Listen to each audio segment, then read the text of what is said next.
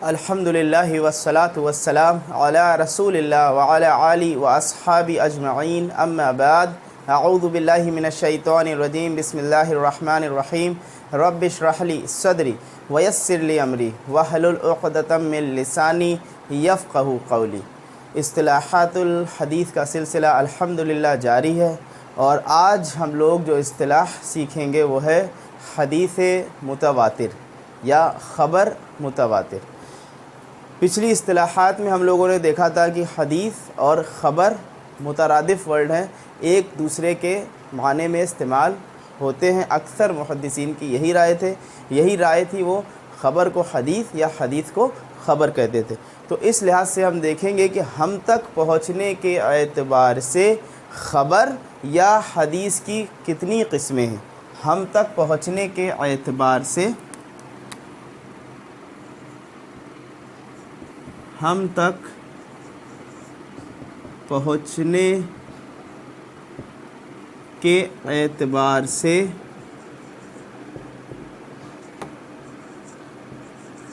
خبر یا حدیث کی اقسام۔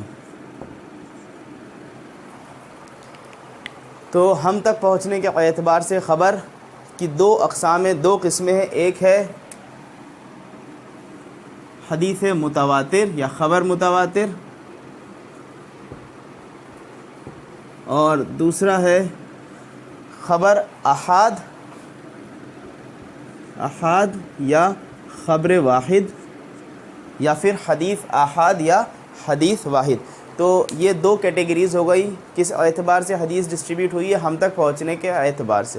تو اس اعتبار سے حدیث متواتر یا خبر متواتر، یا حدیث احاد یا حدیث واحد، یا خبر احاد یا خبر واحد۔ تو ان میں سے انشاءاللہ آج کا جو ٹاپک ہے وہ ہے، یا آج کی جو اصطلاح ہے وہ ہے حدیث متواتر۔ تو آج انشاءاللہ اس کو پڑھیں گے کہ حدیث متواتر کیا ہوتی ہے۔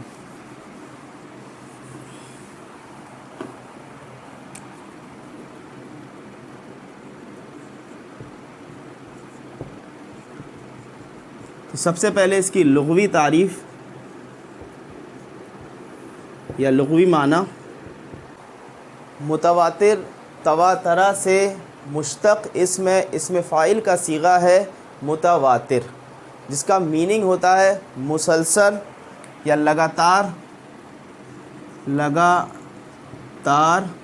یا مسلسل، پے در پے آنا۔ جیسے یہ بھی بولا جاتا ہے تواتر المطر، یعنی کہ بارش مسلسل ہوئی، بارش لگاتار ہوئی۔ تو یہ اس کا لغوی معنی ہوا۔ یہ اسم الفاعل ہے تواترہ فعل کا، تو یہ کیا بن رہا ہے؟ لگاتار یا مسلسل یا پے در پے آنا۔ اب اس کی بات کریں گے اصطلاحی تعریف کس کو کہتے ہیں، یا اصطلاح محدثین میں کیا مطلب بنتا ہے متواتر کا۔ ایسی حدیث جس کو روایت کرنے والے ہر دور میں اتنی کثرت سے ہوں کہ ان سب کا جھوٹ پر جمع ہو جانا یا جھوٹ پر اتفاق کر لینا محال ہو، امپاسبل ہو، ایسی حدیث کو ہم کہیں گے، یا ایسی خبر کو کہیں گے خبر متواتر یا حدیث متواتر۔ مطلب کیا ہوا کہ ہر طبقے میں جو روات ہیں، جو راوی ہیں، وہ اتنے کثرت سے ہیں کہ عقل اس چیز کا فیصلہ کرتی ہے کہ وہ سب کے سب ایک ساتھ جمع ہو کر کے جھوٹ پر نہیں جمع ہو سکتے اور یا حدیث کو نہیں گڑھ سکتے۔ تو ایسی حدیث کو کہیں گے حدیث متواتر۔ طبقے سے مطلب کیا ہوتا ہے؟ جیسے ایک صحابہ، اللہ کے رسول صلی اللہ علیہ وسلم سے حدیث کون سنتا تھا؟ صحابہ اکرام، تو ایک صحابہ کا طبقہ ہوا۔ اسی طرح سے پھر ان سے کون سنتا تھا؟ تابعین، تو تابعین کا ایک طبقہ ہوا، پھر تبع تابعین کا طبقہ ہوا، پھر اس کے بعد جو محدث جو حدیث کو لکھ رہا ہے، جو جمع کر رہا ہے، اس کا طبقہ ہوا۔ تو ہر طبقے میں روایت کرنے والے اتنے کثرت سے راوی موجود ہوں کہ عقل اس چیز کا فیصلہ کرے کہ یہ سب کے سب ایک ساتھ کوئی کانسپریسی، کوئی سازش نہیں کر سکتے کہ مل کر کے چلو ایک کامن جھوٹ بولتے ہیں یا کوئی حدیث گڑھ لیں۔ تو ایسی حدیث کو کیا کہیں گے؟ حدیث متواتر۔ ٹھیک ہے۔ اب حدیث متواتر کی کچھ شرائط ہیں، جب وہ شرائط کسی بھی حدیث میں پائی جائیں گی تو وہ حدیث متواتر کہلائیں گی۔ تو اب ہم لوگ پڑھیں گے کہ متواتر ہونے کے لیے کتنی شرائط کی ضرورت ہے۔ متواتر کی شرائط، تو کسی بھی حدیث کے متواتر ہونے کے لیے 4 شرطوں کو پورا کرنا ضروری ہے. 4 شرائط ہوتی ہیں. وہ 4 شرطیں کون سی ہیں؟ 4 شرط ہونی چاہیے کسی بھی حدیث کو متواتر ہونے کے لیے. پہلی شرط کہ روایت بیان کرنے والے راوی کثیر تعداد میں ہونے چاہیے. ٹھیک ہے نا؟ پھر سے اس کو ریپیٹ کر رہے ہیں کہ اسے یعنی کہ حدیث کو کثیر تعداد نے روایت کیا ہو یا اسے کثیر تعداد نے روایت کیا ہو. اب سوال اٹھتا ہے کہ وہ کثیر تعداد ہم کس کو کہیں گے، کتنی گنتی ہونی چاہیے؟ اس پر اختلاف ہے. بعض نے کہا 4، بعض نے کہا 5، بعض نے 7، بعض نے 10، بعض نے 12، بعض نے 40، بعض نے 100، بعض نے 313. تو الگ الگ اقوال ملتے ہیں کہ جب اتنے روات ہوں گے ہر طبقے میں تب ہم اس کو حدیث کو متواتر کہیں گے.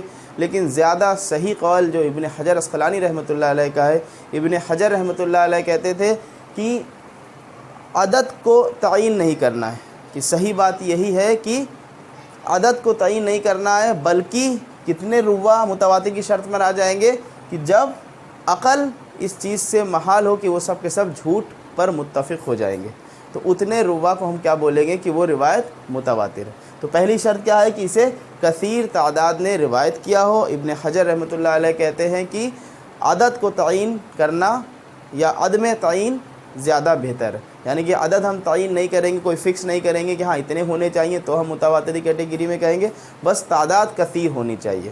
ٹھیک ہے، یہ ہو گئی پہلی شرط. دوسری شرط پر آتے ہیں. دوسری شرط بھی جو پہلی شرط سے ہی سملر ہے. دوسری شرط کے بارے میں کہ راویوں کی تعداد اتنی زیادہ ہو کہ عادتاً ان کا جھوٹ پر جمع ہونا محال ہو. راویوں کی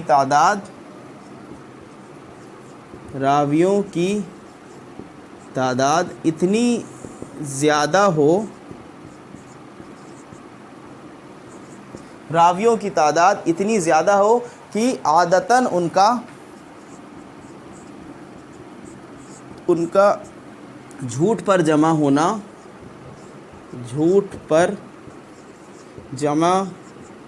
ہونا محال ہو. تو دوسری شرط کیا بنی کہ جو روات ہیں وہ اتنی کثرت سے ہوں کہ وہ سب کا جھوٹ پر اکٹھا ہو جانا یہ محال ہو، یہ پاسبل نہ ہو. تیسری شرط پر آتے ہیں.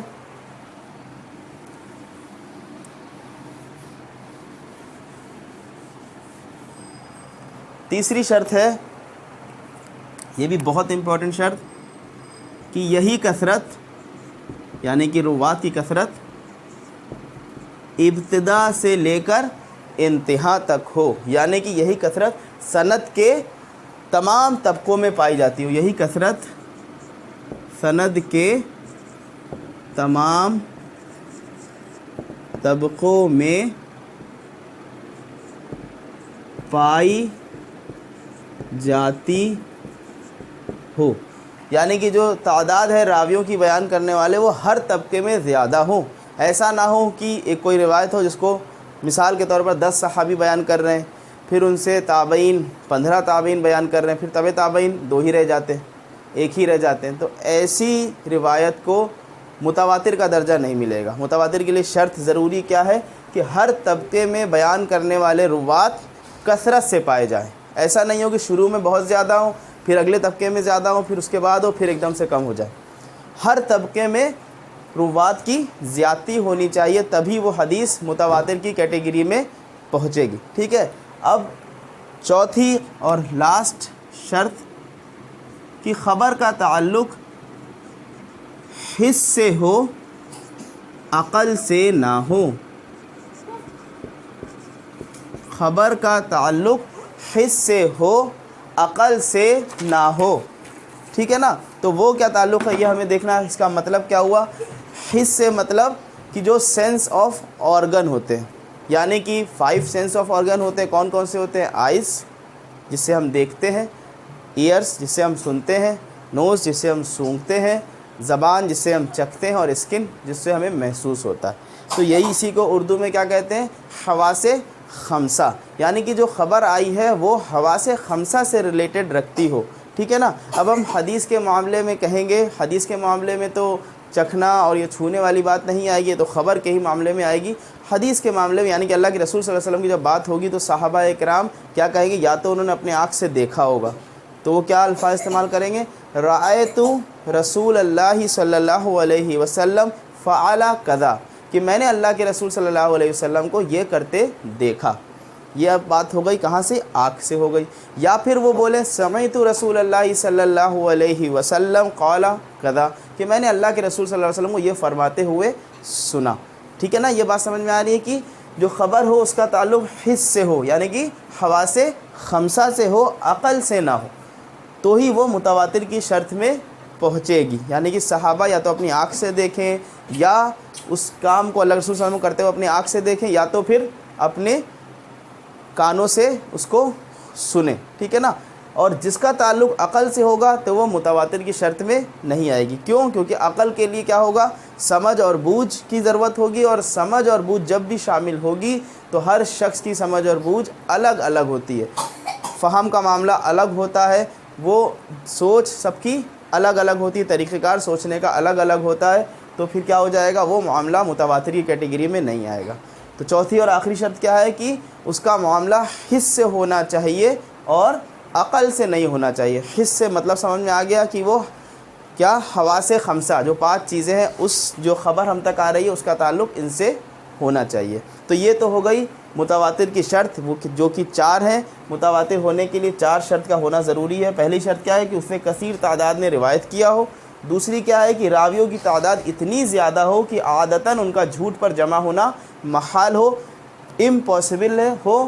اور تیسرا کہ یہی کثرت سند کے تمام طبقوں میں پائی جاتی ہو، ہر طبقے میں اتنی ہی کثرت راویوں کی پائی جاتی ہو۔ اور چوتھا کیا ہے؟ کہ اس کا تعلق حس سے ہو، عقل سے نہ ہو، ٹھیک ہے نا۔ اب ہم لوگ بات کرتے ہیں آگے کہ متواتر کا حکم کیا ہوگا۔ تو متواتر کا حکم کیا ہوگا؟ کہ یہ سب کی سب مقبول ہوتی ہے، ٹھیک ہے نا۔ جو بھی حدیث متواتر ثابت ہو گئی تو وہ ایکسیپٹیبل ہوگی، وہ مقبول ہوگی، وہ مردود کی کیٹیگری میں نہیں جائیں گی، ٹھیک ہے۔ اب آ جاتے ہیں متواتر کی اقسام۔ حدیث متواتر کی کتنی قسمیں ہیں؟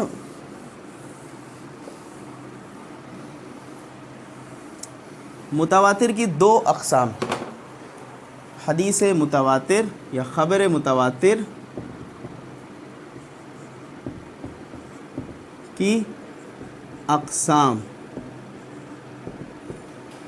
کتنے ہیں؟ 2 ہیں۔ پہلا ہے متواتر لفظی،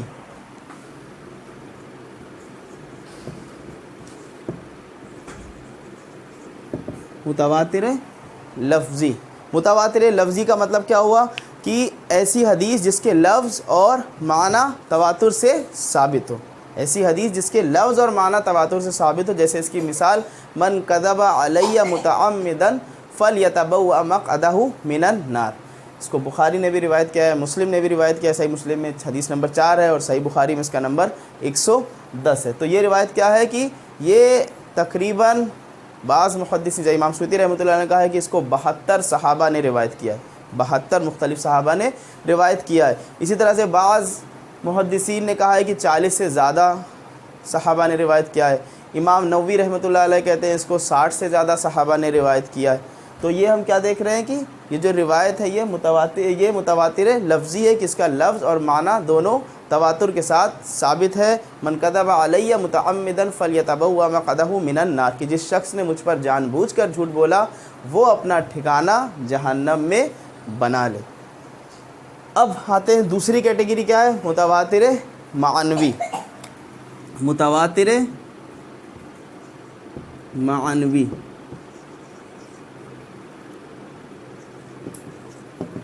متواتر معنوی اس کو کہتے ہیں کہ جس کا الفاظ تو الگ الگ ہوں گے لیکن معنی تواتر کے ساتھ ثابت ہو، یعنی کہ روایتیں اتنی زیادہ معنی کے اعتبار سے پہنچ رہی ہوں کہ ہر طبقے میں وہ روایت بہت زیادہ تواتر کے ساتھ ملتی ہو اس کو کیا کہیں گے؟ متواتر معنوی۔ جیسے اس کی مثال کہ دعا کے وقت ہاتھوں کو بلند کرنا۔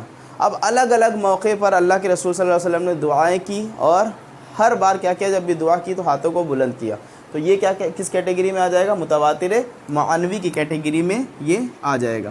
جیسے اسی طرح شفاعت کی جو حدیث ہے تو وہ کیا ہے کہ الگ الگ جگہ پر ہم کو یہ چیزیں ملتی۔ اسی طرح سے عذاب قبر کے تعلق سے بہت سی مختلف حدیث میں عذاب قبر کا ذکر ملتا ہے، تو سب میں کامن کیا چیز ہے؟ عذاب قبر کے بارے میں بات ہو رہی ہے، تو یہ سب کے سب کس کیٹیگری میں فال کرے گا؟ متواتر معنوی۔ ٹھیک ہے، اب آخر میں کی اب بات کر لیتے ہیں کہ حدیث متواتر کے تعلق سے جو کتابیں لکھی گئی اس پر بات کر لیتے ہیں۔ تو متواتر کے متعلق مشہور کتابیں کون کون سی ہیں؟ متواتر کے متعلق مشہور کتابیں، اس پر دو کتابیں امام سیوطی رحمۃ اللہ علیہ کی ہے۔ ایک ہے الاظہار المتناثرہ فی الاخبار المتواترہ، پھر سے نام ریپیٹ کر دے رہے ہیں، الاظہار المتناثرہ فی الاخبار المتواترہ، یہ کتاب امام سیوطی رحمۃ اللہ علیہ کی۔ دوسری امام سیوطی رحمۃ اللہ کی کتاب ہے قطف الازہار، قطف الازہار۔ اسی طرح سے محمد بن جعفر کی ایک کتاب ہے نظم المتناثر من الحدیث المتواتر، نظم المتناثر من الحدیث المتواتر، اس میں 310 احادیث انہوں نے جمع کی۔ تو یہ تو آج کا ٹاپک تھا اصطلاحی متواتر، امید ہے کہ سمجھ میں آئی ہوگی۔ انشاءاللہ نیکسٹ ٹاپک پر ہم لوگ اب خبر احاد پر آئیں گے اور اس کی جو مزید اقسام ہے اس پر بات کریں گے انشاءاللہ۔ سبحانک اللہم و بحمدک، اشہد ان لا الہ الا انت، استغفرک و اتوب الیک۔ السلام علیکم ورحمۃ اللہ وبرکاتہ۔